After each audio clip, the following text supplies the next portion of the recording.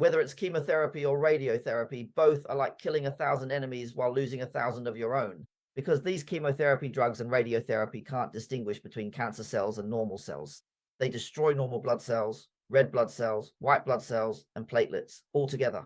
When your three types of blood cells decrease and reach a certain level, oncologists in Western medicine have no choice but to reduce the dosage of chemotherapy drugs. Another thing is that chemotherapy has to be postponed. For example, if chemotherapy was scheduled for this week, but the blood cell count is found to be too low, then it can't be done this week and has to be delayed until next week. This gives the tumor a whole week to grow. During this week, the tumor keeps growing and the patient may die because the tumor continues to enlarge since the chemotherapy drugs have to be stopped. If you don't do this and continue with chemotherapy as originally planned, the patient's white blood cell count will keep dropping, eventually reaching a point where there's no immune function left. In the end, the patient may die from an infection. So ultimately, the patient still faces death, either from infection or from the recurrence of the tumor. How can we prevent the patient's blood cell count from dropping during chemotherapy? By incorporating traditional Chinese medicine and acupuncture, ensuring that they can complete the full course of chemotherapy at the proper dosage. In this way, the patient ultimately survives. So this is what we are able to do. Of course, the most convincing evidence is the treatment results. The actual outcomes experienced by our patients are the most persuasive.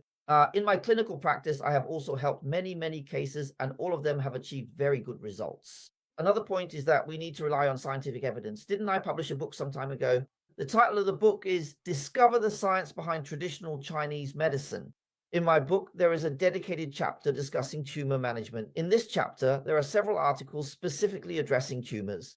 At the end of these articles, there are references, and these references are all based on either large sample clinical trials, RCTs, or on molecular level laboratory research, including animal experiments, human studies, and cell level experiments. Many studies have shown that traditional Chinese medicine is indeed effective for tumors and for the side effects of radiotherapy and chemotherapy. So for all those patients, especially those who are well educated, you need to show them this scientific evidence. In the face of science, if they don't believe and you talk to them about things like tonifying qi and nourishing blood, replenishing qi, or balancing yin and yang, they don't understand these traditional Chinese medicine terms. What they trust is science, so we provide them with this kind of scientific evidence.